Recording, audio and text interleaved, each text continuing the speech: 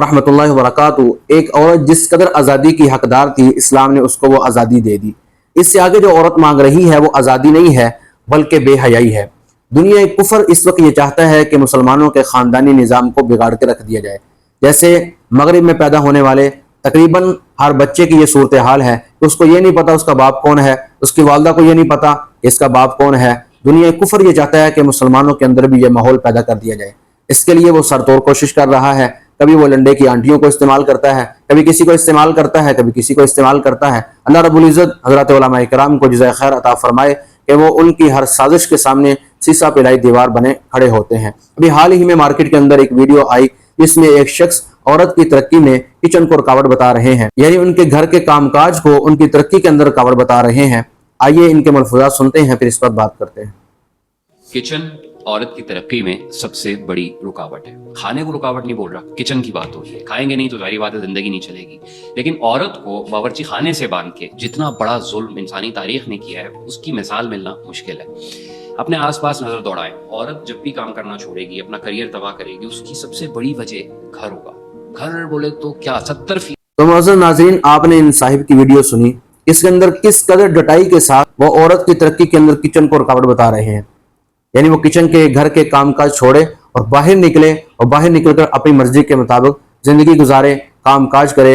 حالانکہ عورت کو اسلام نے ایک شاہی زندگی دی ہے کہ عورت گھر میں رہے، چار دیواری کے اندر رہے اور اپنے شوہر کو کسی چیز کی ضرورت ہے اور اپنے شوہر سے کہے کہ مجھے اس چیز کی ضرورت ہے، اور شوہر کو حکم دیا ہے کہ اس کی ضروریات کو، جو اس کی جائز ضروریات ہیں، اس کو پورا کرے۔ اسلام نے اس کا شوہر کو پابند کیا ہے۔ یعنی ایک عورت کو اسلام نے شاہانہ زندگی دی ہے۔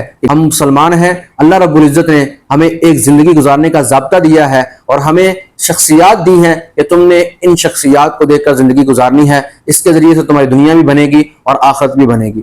کائنات کی سب سے عظیم ترین خواتین میں سے ایک خاتون ہے جسے فاطمہ بنت محمد صلی اللہ علیہ وسلم کہا جاتا ہے۔ شادی کے بعد حضرت علی رضی اللہ تعالیٰ عنہ گھر تشریف لائے، انہیں آ کر فرمایا، فاطمہ آپ کے ابا کے پاس کچھ خدام آئے ہیں، جاؤ ایک خادم تم بھی لے لو تاکہ تمہارے کام کاج کے اندر، گھر کے معاملات کے اندر تمہیں سہولت ہو سکے۔ حضرت فاطمہ چلی گئی۔ جب ابا کے دربار میں پہنچی تو وہاں مرد سے تو حیا کی وجہ سے بات نہ کر سکی، واپس چلی آئیں۔ جب رسول اللہ صلی اللہ علیہ وسلم مجلس سے فارغ ہوئے، انہوں نے تو دیکھا تھا کہ بیٹی آئی لیکن بات نہ کر سکی، وہ گھر تشریف لائے۔ پوچھا فاطمہ خیریت سے آئی تھی؟ عمر رضی اللہ تعالیٰ نے عرض کیا، ابا جی گھر کا کام کاج کرنے کی وجہ سے کپڑے گرد آلود رہتے ہیں اور مشکیزے سے پانی بھر بھر کر لانے کی وجہ سے سینے پر رسی کا نشان بن گیا ہے اور گھوڑے کے لیے دانہ کوٹتے کوٹتے ہاتھوں میں گٹے پڑ چکے ہیں۔ علی نے کہا تھا آپ کے پاس خدام آئے ہیں تو ایک خادم طلب کرنے کے لیے آئی تھی۔ ایک کائنات کی سب سے عظیم خاتون ہے جسے جنت کے اندر خواتین کے سردار ہونے کا شرف حاصل ہے، بشارت دی گئی ہے۔ وہ گھر کا کام کاج کس قدر کر رہی ہیں، کس قدر مشقت سے کر رہی ہیں۔ حالانکہ پیغمبر دو عالم صلی اللہ علیہ وسلم ان کے لیے خدام کا انتظام کر سکتے تھے، لیکن پیغمبر دو عالم صلی اللہ علیہ وسلم نے خدام کا انتظام نہیں کیا، بلکہ ان کو ترغیب دی کہ بیٹی جب تم گھر کے کام کاج سے فارغ ہو جاؤ تو یہ تسبیحات ہیں، ان کو پڑھ کر اپنے جسم پر دم کر لینا، جسے ہم تسبیح فاطمی بھی کہتے ہیں، اپنے جسم پر دم کر لینا، اللہ رب العزت تمہاری سارے دل کی تھکاوٹ کو دور فرما دیں گے۔ تو یہ شخصیات ہمارے لیے نمونہ ہے۔ اللہ رب العزت نے انہیں ہمارے لیے نمونہ بنایا ہے کہ تم ان کو دیکھ کر چلو گے، تمہاری دنیا بھی بنے گی اور آخرت بھی بنے گی۔ تو خواتین کے لیے پیغمبر دو عالم صلی اللہ علیہ وسلم کے ازواج مطہرات، پیغمبر دو عالم صلی اللہ علیہ وسلم کی بنات اربع یہ نمونہ ہے، اور مردوں کے لیے حضور صلی اللہ علیہ وسلم کی ذات اور صحابہ اکرام نمونہ ہے۔ اور ہم ان کو دیکھ کر چلیں گے تو اللہ رب العزت ہماری دنیا کی زندگی کو جنت کا نمونہ بنائیں گے۔ دنیا مغرب کی خواتین بھی اس بے حیائی کی زندگی سے تنگ آ چکی ہیں۔ وہ چاہتی ہیں کہ ہم ہاؤس وائف بن کر رہیں، ہم بچوں کی خدمت کریں، ہم اپنے شوہر کی خدمت کریں، اس کے گھر آنے سے پہلے ہم اس کے لیے کھانا بنائیں۔ حال ہی میں ایک ویڈیو گزری نظروں سے، وہ آپ کے سامنے شیئر کر رہا ہوں، اس کو دیکھیے کہ ایک مغرب کی خاتون، ایک غیر مسلم، یہ چاہتی ہے کہ میں ہاؤس وائف بن کر رہوں۔ اس سے پوچھا گیا تمہارا خواب کیا ہے؟ وہ کہتی ہے میرا خواب یہ ہے کہ میں کسی کی ہاؤس وائف بن کر رہوں، کسی کی بیوی بن کر رہوں اور گھر میں اس کے بچوں کو سنبھالوں اور اس کے آنے سے پہلے کھانا تیار کروں۔ یہ ذرا video. What is your dream?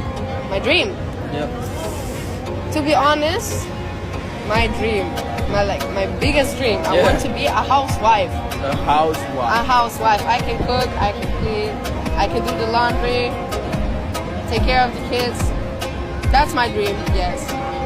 دیکھیے اور سوچئے کہ ہمارا معاشرہ کس طرف جا رہا ہے, ہماری خواتین کس طرف جا رہی ہیں. اللہ رب العزت سے دعا ہے اللہ رب العزت ہمیں اسلام کے مطابق زندگی گزارنے کی توفیق عطا فرمائے.